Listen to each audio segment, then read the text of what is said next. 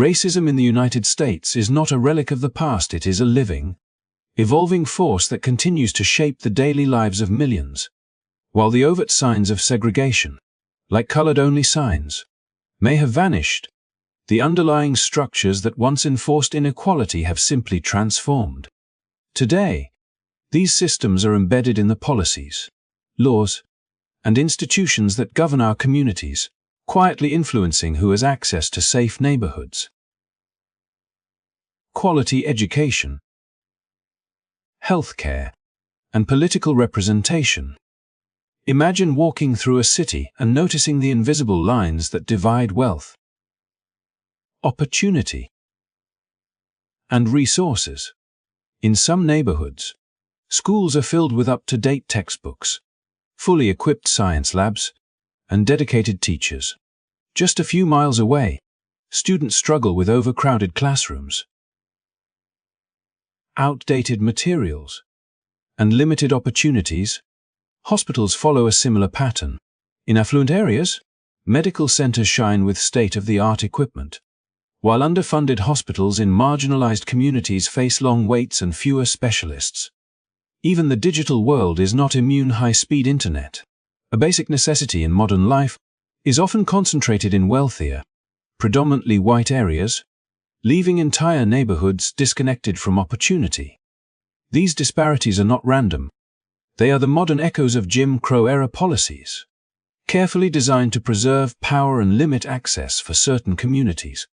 By understanding these hidden systems, we can begin to see how history continues to shape the present, and why the fight for equality is far from over. If you want to uncover the truth behind these systemic inequalities, explore real-life examples, and understand the legal and social mechanisms that perpetuate them, you are in the right place. Do not forget to like this video and subscribe to our channel, so you never miss stories that reveal the hidden forces shaping our society. Together, we can shine a light on the structures that too often go unseen and start asking the questions that really matter. As we look closer at the layers of systemic inequality, it becomes clear that the legacy of Jim Crow never truly disappeared. It merely learned to wear a different face. Where once segregation was enforced openly through signs, laws, and social norms, today it operates behind a veneer of neutrality, dressed in terms like local control and colorblind policy. These phrases sound fair on paper, suggesting equal treatment and self-governance, but beneath the surface, they often serve to maintain the very divisions that Jim Crow sought to enforce. In the world of public policy, this subtle transformation is almost invisible, yet its consequences are far-reaching. Communities that were historically marginalized remain trapped in cycles of disadvantage, not because anyone explicitly tells them they cannot succeed, but because the rules are designed to make opportunity unequally accessible. Take, for instance, the way schools are funded. On the surface, local control allows neighborhoods to manage their own schools, but in practice, it ties educational quality directly to property wealth, a legacy of decades of housing discrimination. Neighborhoods that were redlined or systematically denied investment generations ago still carry the consequences today. High property values in predominantly white areas translate into well-funded schools, advanced programs, and resources that nurture future success, while communities that were historically marginalized continue to see limited facilities, outdated textbooks, and teachers stretched to the breaking point. The system presents itself as neutral, yet the results speak volumes. A child's zip code often dictates the breadth of their opportunity, echoing the old lines of segregation even in an era of legal equality. Similarly, policies framed as neutral in other arenas, from policing to political representation, often reinforce the same unequal dynamics. Courtrooms, legislative districts, and local governance structures are subtly influenced by decisions that disproportionately favor certain communities over others. When policies are applied evenly on paper but ignore the historical context of inequality, the outcome is a perpetuation of disparity.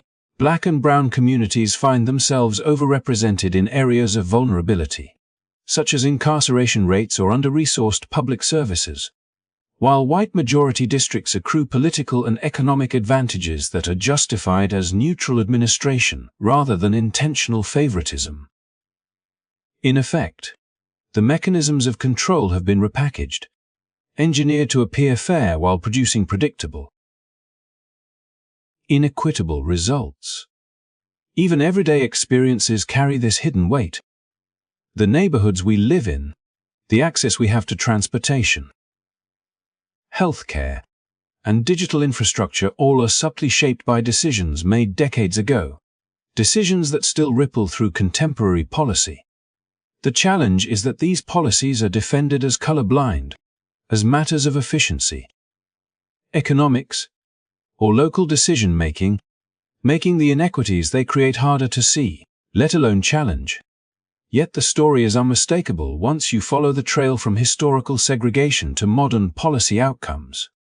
The structures have adapted, not disappeared. The lessons of Jim Crow were never just about overt exclusion. They were about shaping a system where power and opportunity could be unevenly distributed without needing to acknowledge race explicitly.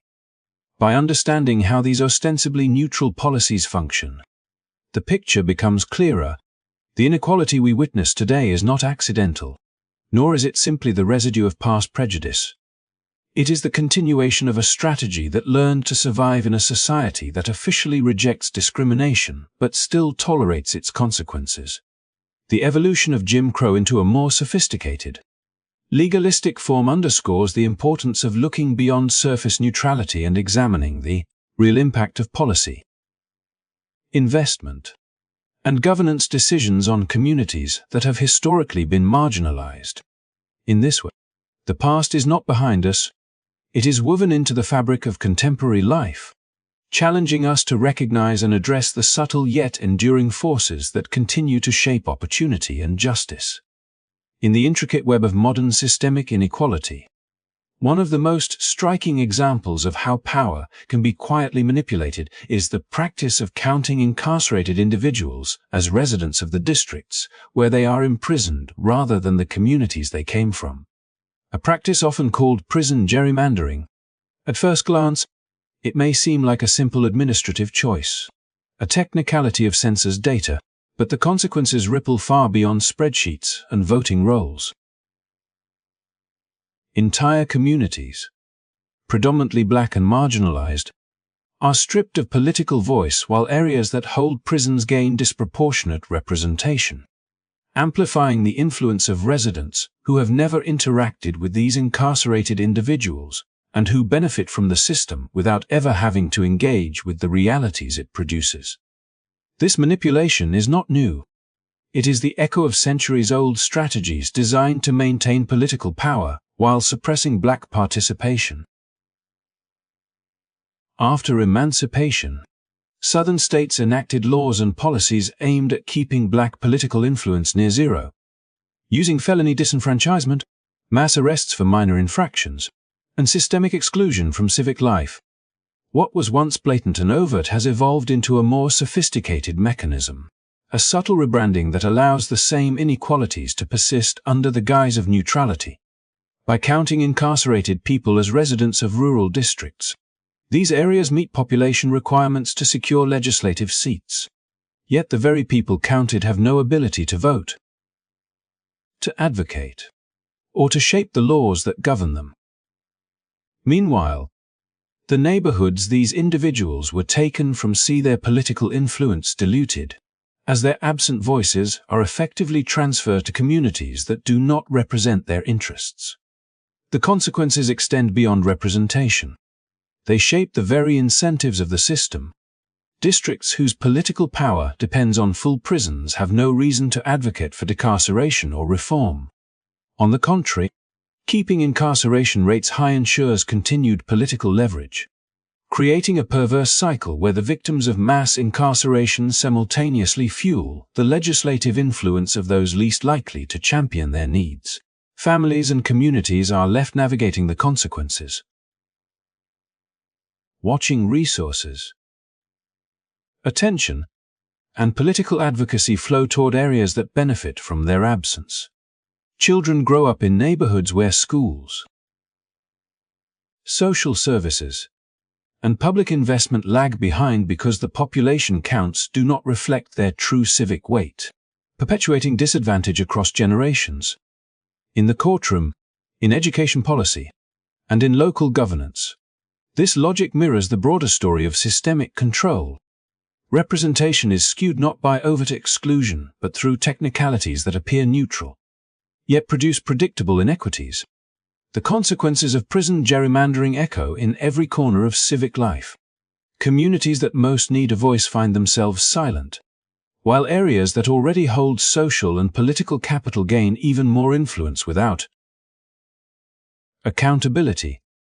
This modern iteration of a centuries-old strategy illustrates how history continues to shape the present, revealing that the struggle for fair representation is not simply about counting people, but about understanding how power is distributed, and whose lives are deemed politically relevant.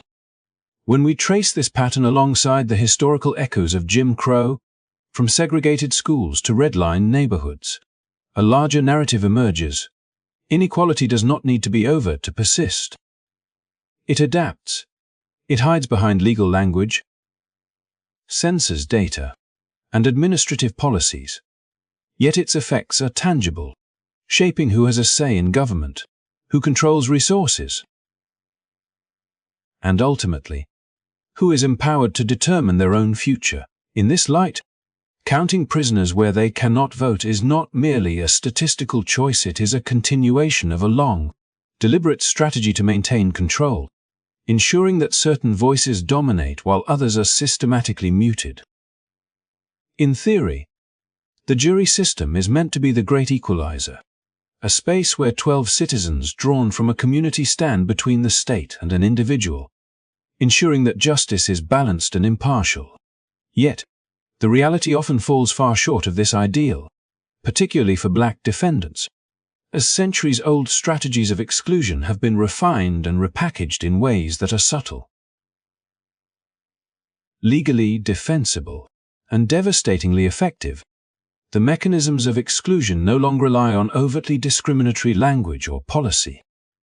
Instead, prosecutors employ race-neutral justifications that on paper appear legitimate, but in practice systematically remove black jurors from the pool, skewing the very foundation of justice. The story of Curtis Flowers in Mississippi is a harrowing example.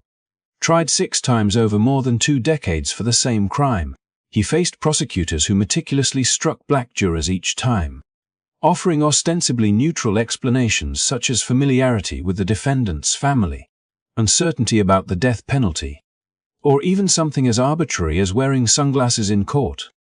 Each justification passes the threshold of legality while achieving the same result that Jim Crow-era laws once delivered openly.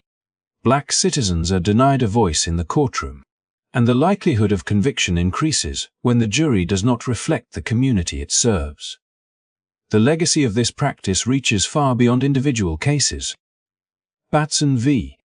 Kentucky in 1986 theoretically barred racial discrimination in jury selection, but the ruling relies on intent rather than impact, creating a loophole that is expertly exploited. A prosecutor does not need to admit racial bias. They need only provide a superficially race-neutral reason, and courts rarely scrutinize the deeper patterns that reveal systemic exclusion. Over decades, this legal veneer has allowed an intricate dance of manipulation, where the selection process appears fair while the outcomes consistently favor a racially skewed version of justice. Black communities, already marginalized through historical disenfranchisement and underrepresentation, watch as the very process designed to safeguard fairness instead perpetuates inequity. The courtroom, ideally a place where law transcends prejudice, becomes a mirror of broader societal structures, echoing the same logic that once controlled who could vote, who could own land, and who could access basic rights. What makes this system particularly insidious is how normalized it has become. Each jury selection, each peremptory strike, feels like an isolated procedural step, but cumulatively they build a pattern of disenfranchisement that reverberates through communities. Defendants, families, and neighborhoods experience not only the immediate consequences of biased verdicts, but also the longer-term erosion of trust in legal institutions. Young people grow up seeing a justice system that consistently fails to protect them, internalizing the lesson that laws and rights exist in theory, but are selectively enforced in practice. In this sense, the courtroom serves as both symbol and instrument of systemic control, demonstrating that exclusion need not be blatant to be effective. Linking this to the broader story of contemporary systemic inequality, the manipulation of jury pools sits alongside prison gerrymandering, unequal school funding, and disparities in healthcare and infrastructure, all part of a continuum where power is concentrated in areas and hands that benefit from the exclusion of marginalized voices.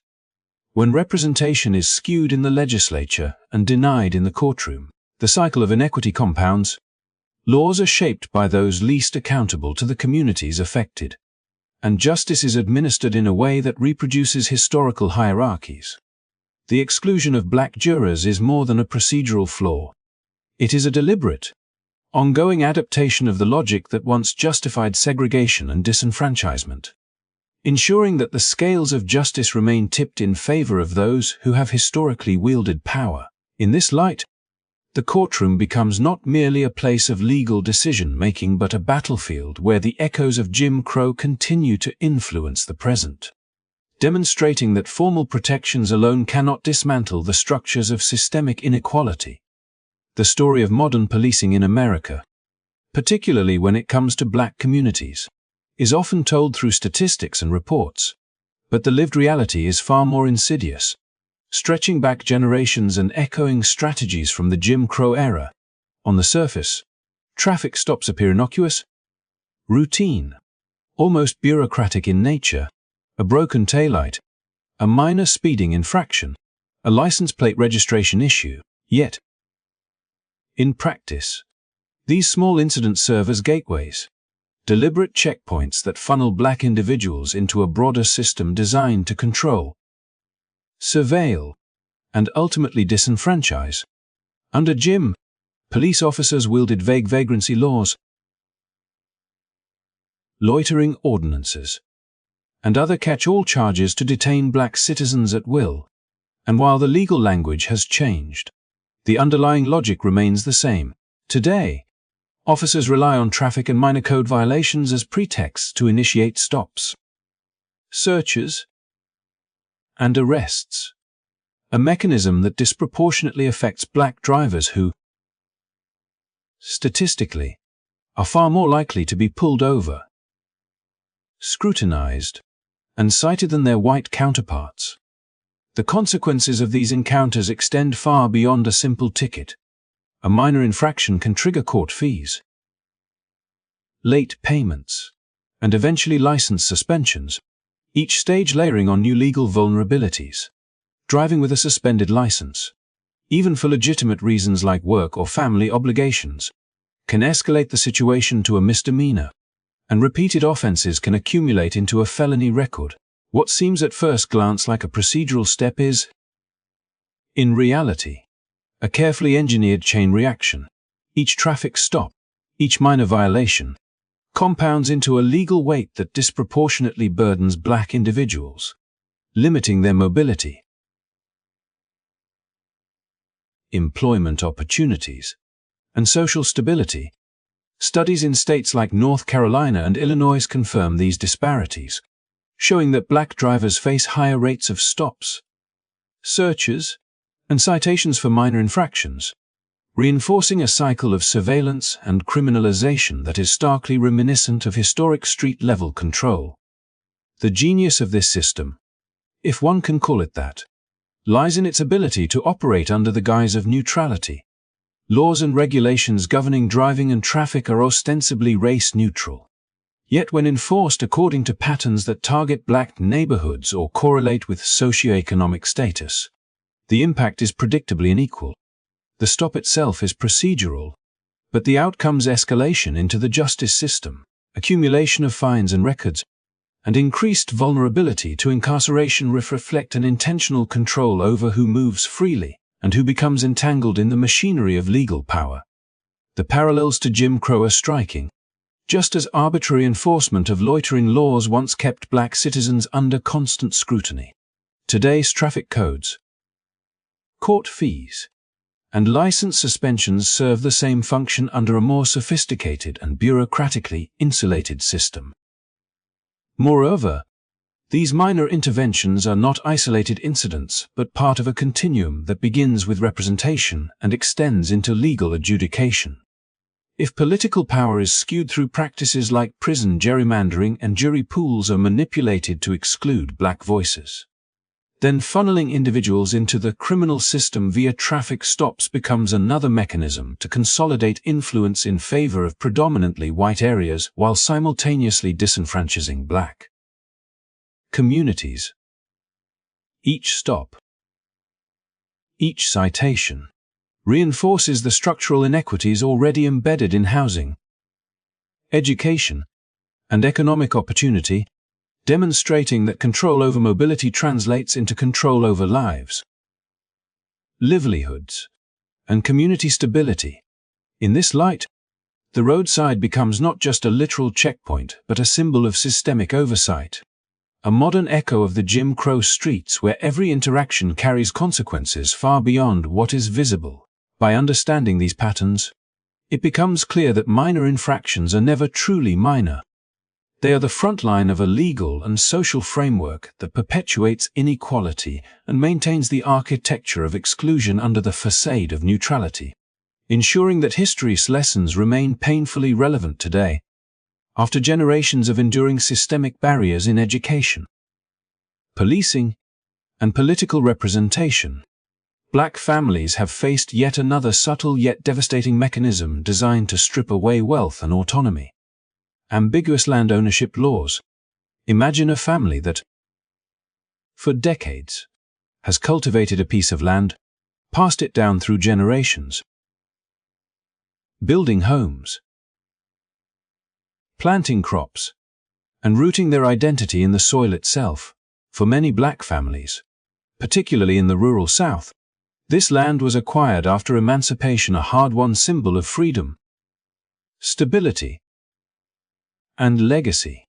Yet, the very legal framework meant to protect property can, paradoxically, become the instrument of dispossession.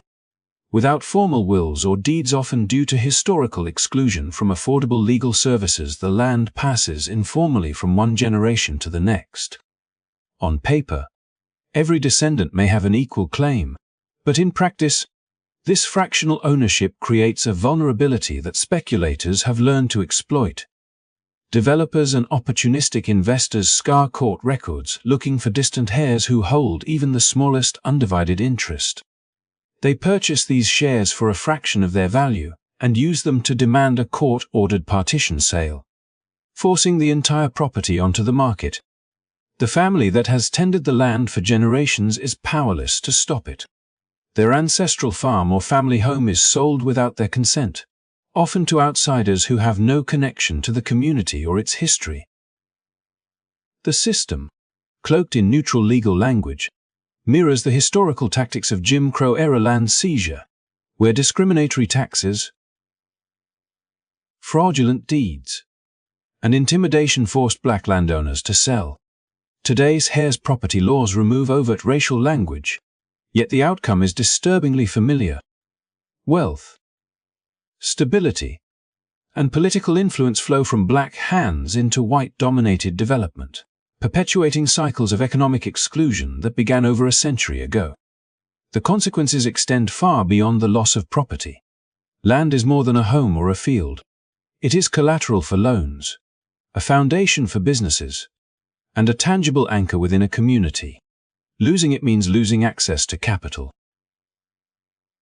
economic mobility, and the social networks that sustain generational prosperity. According to USDA studies, Hare's property remains the leading cause of involuntary black land loss in the South, with estimates suggesting that roughly 90% of black-owned farmland has been lost since 1910. much of it through legal loopholes rather than outright seizure. The impact ripples through every aspect of life. Political power wanes as property ownership consolidates. Zoning authority shifts to outsiders, and local economic decisions are made without input from the very people who built and sustained the land for generations. The system claims neutrality, yet the outcomes are predictable. A few $1,000s in speculative hands can transform into multi-million-dollar development projects, erasing the cultural, historical, and economic significance of black-owned land. Legal reforms, like the Uniform Petition of Hare's Property Act, attempt to offer families a right of first refusal and court-ordered appraisals. But adoption remains uneven, and many states have yet to implement these protections. Until these safeguards are universal, the cycle continues, quietly but relentlessly. Hare's property disputes serve as a contemporary battlefield, where the stakes are not only economic but also political and social. They are the latest manifestation of a centuries-long strategy to control black communities, echoing the same pattern seen in voting restrictions, jury exclusions, and targeted policing. Each lost parcel of land represents not only a family's diminished wealth but also a weakening of collective agency, illustrating how systemic inequities adapt over time, cloaked in legality but sustained by the same underlying logic of exclusion and control that shaped the Jim Crow era.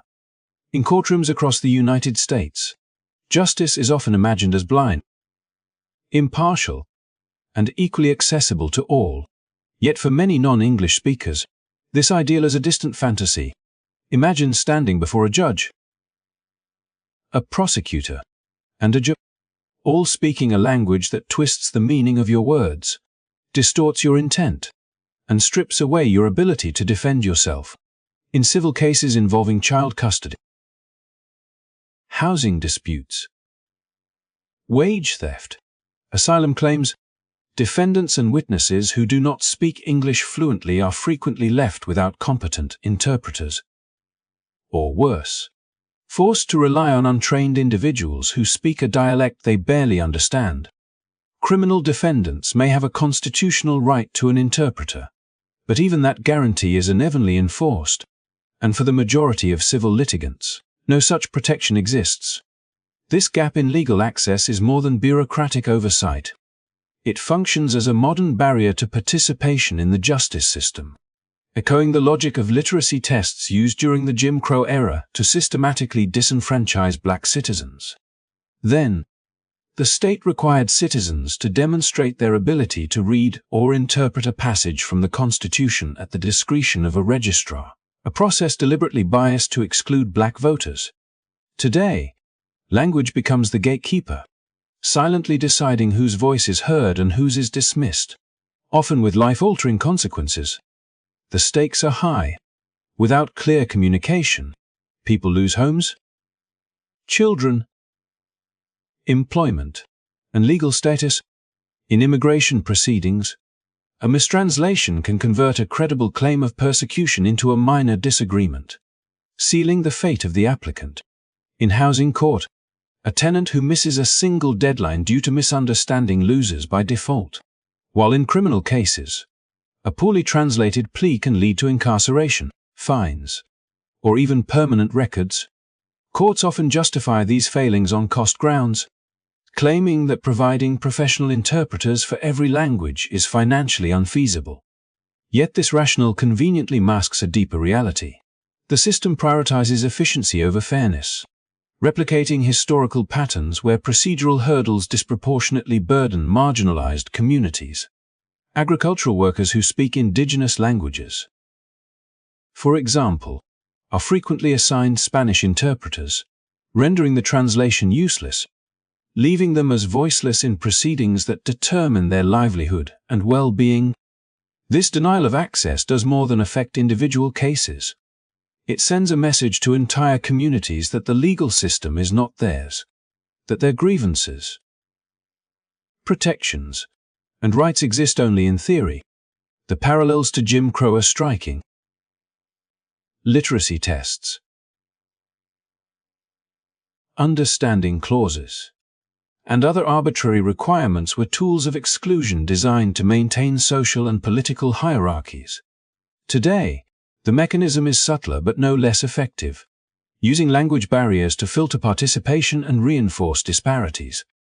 Just as the literacy tests were framed under the guise of neutrality while enforcing systemic inequity, language limitations in courts maintain a veneer of legality while perpetuating exclusion.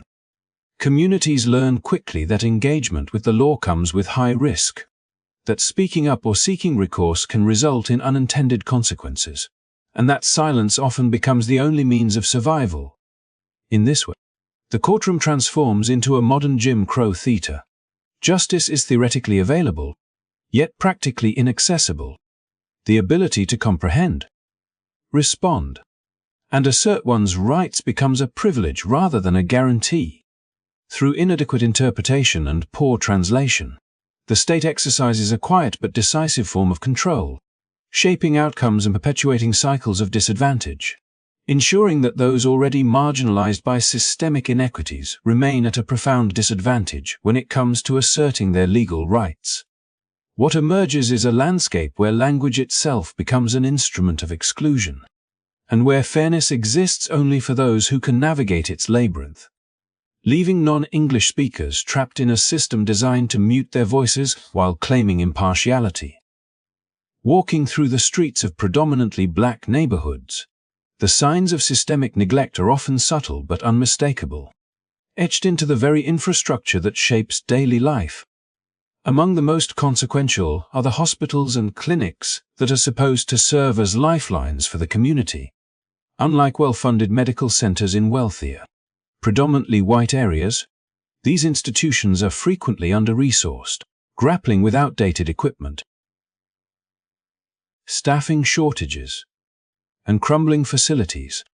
Patients wait for hours in cramped waiting rooms, their pain and anxiety magnified by the knowledge that quality care may not be available, and that the doctors who do serve here are stretched thin, forced to make impossible choices under pressure. It is not merely a matter of logistics or economics. It is a continuation of a historical pattern rooted in the separate but equal doctrine, a legal fiction that once justified segregated schools, transportation, and public spaces, while ensuring that the services black communities received were perpetually inferior. The consequences ripple far beyond the walls of hospitals. Children grow up with limited access to preventive care. Chronic illnesses go undiagnosed or untreated, and life expectancy suffers. Medical bias further compounds the problem. Studies consistently show that black patients are less likely to receive pain medication, are diagnosed later for serious conditions, and are more often subjected to aggressive treatments, while preventive care is neglected. These disparities are not simply the result of individual prejudice, but are embedded in the very practices and protocols of the healthcare system. Historical exploitation. From the unethical experiments of the Tuskegee syphilis study to the dismissal of black patients' complaints, has left a legacy of mistrust that continues to affect interactions between doctors and patients today. In this context, the lack of adequate funding is only part of the story. Systemic inequities manifest in the assumptions, judgments, and decisions made by medical professionals every day, creating an environment where black patients must navigate a minefield of potential neglect, misunderstanding, or outright dismissal. The disparities extend beyond hospitals to pharmacies, outpatient clinics, and even access to healthy food and safe living environments. A family living blocks away from a dilapidated hospital may struggle to find affordable medications or specialized care, forcing them to delay treatment or travel long distances to reach a facility equipped to handle their needs. Public health initiatives, from vaccination campaigns to mental health outreach, often fail to reach these communities effectively, further entrenching the gap in outcomes. When pandemics strike or chronic conditions intensify, the consequences of this unequal system are laid bare, revealing a pattern that mirrors historical segregation. The institutions that should serve all citizens equitably instead reinforce long-standing disparities.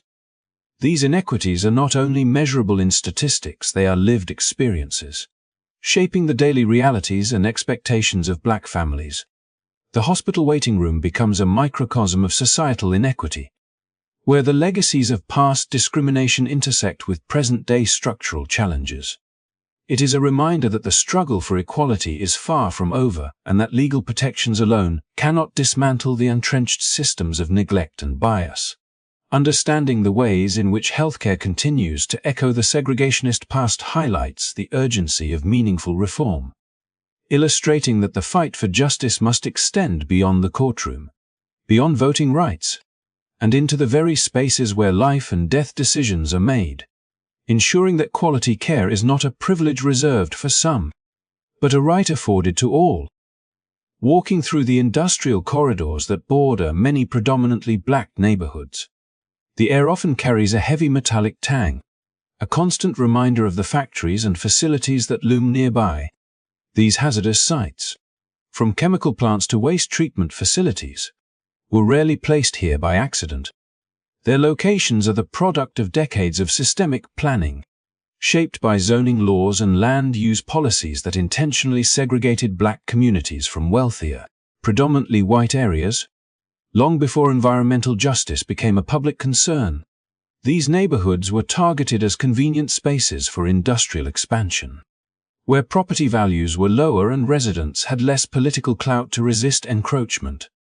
The result is a landscape where families live in the shadow of smokestacks, where children play near contaminated soils, and where the health implications of prolonged exposure to toxins are a daily reality. Respiratory illnesses,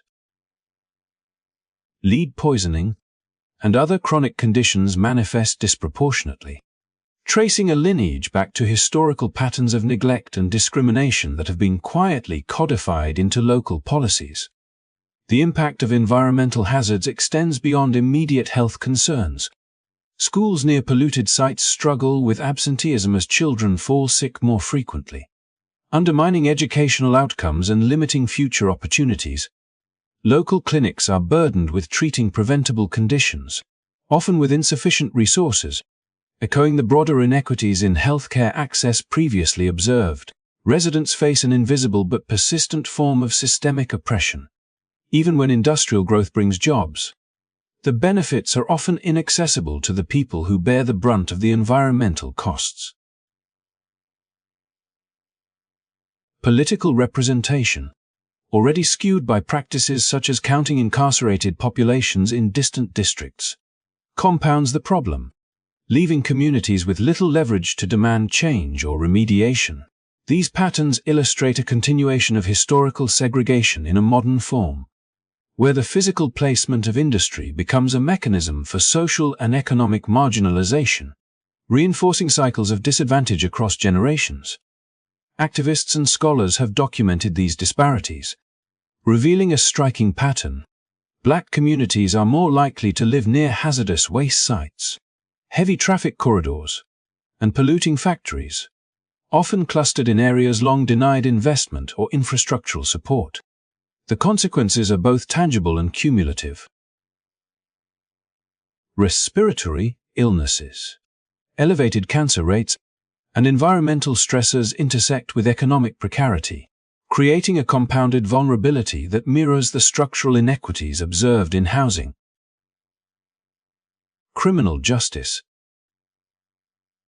and healthcare.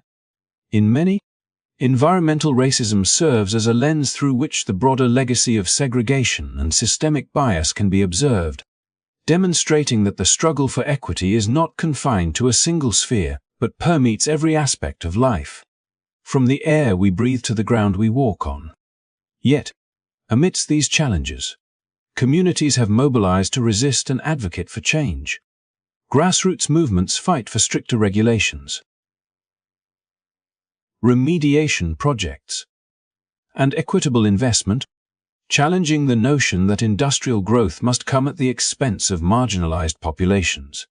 Their stories reveal resilience and ingenuity, but also underscore the persistent structural barriers that have allowed environmental injustices to persist for generations. by examining the disproportionate impact of hazardous facilities on Black neighborhoods. It becomes clear that environmental policy is inseparable from the broader narrative of systemic inequity, and that achieving justice requires addressing not only the health and safety of residents, but also the historical patterns of exclusion and marginalization that continue to shape the urban and rural landscapes in which they live. As we reach the closing chapters of this exploration, it becomes painfully clear how deeply entrenched disparities in education and infrastructure continue to shape the lives of Black communities across the United States. Schools in predominantly Black or low-income neighborhoods often operate with limited resources, their budgets constrained by property tax systems that favor wealthier, predominantly white areas. This structural imbalance affects every aspect of education. Outdated textbooks, overcrowded classrooms, underpaid teachers, and insufficient extracurricular programs create an environment where students are forced to struggle against systemic obstacles before they even have a chance to realize their potential. Meanwhile, in more affluent neighborhoods, investments in broadband, modern facilities, and technology provide children with tools to excel academically and socially, creating a pipeline of opportunity that continues to widen the gap between communities. The consequences of these inequities are generational. Children growing up in underfunded schools are less likely to have access to advanced courses or college preparatory programs, which limits their higher education opportunities and, in turn, their economic mobility. This is not merely an educational problem, it is a societal one, as it reinforces cycles of poverty and marginalization while concentrating wealth, power, and influence in already privileged communities. Access to reliable internet, modern infrastructure, and quality educational resources are no longer luxuries, they are prerequisites for participation in the modern economy. The disparity is not just about learning, it is about survival in a society that increasingly relies on technological fluency. Digital communication and information access to thrive. This systemic imbalance extends beyond the classroom. Poor infrastructure in these neighborhoods, from broken roads to limited public transportation, further isolates communities, making it harder for residents to reach jobs, healthcare, and other essential services. Every structural deficiency compounds another, creating a web of disadvantage that echoes historical patterns of segregation and marginalization. It becomes evident that these inequities are not coincidental. They are the result of long-standing policies and social frameworks that continue to favor some communities over others, mirroring the legacies of Jim Crow in new, often invisible, forms. Yet amidst these challenges, there is hope. Community leaders, educators, activists, and parents are fighting tirelessly to demand equitable funding, expand broad access, and invest in infrastructure that serves all residents fairly. Their work reminds us that systemic change is possible when awareness is paired with advocacy, and when those who are most affected refuse to be silenced. By confronting these disparities head-on, society can begin to dismantle the barriers that have held generations back and create a future where opportunity is determined not by zip code or skin color, but by talent, ambition, and dedication. Thank you so much for watching and engaging with this important discussion. Understanding these issues is the first step toward meaningful change. If you found this video insightful, please like, subscribe, and hit the notification bell so you can stay informed about more content that examines the deep-rooted structures shaping our world. Together, by learning and sharing, we can amplify these voices, support these communities, and contribute to a more equitable society for generations to come.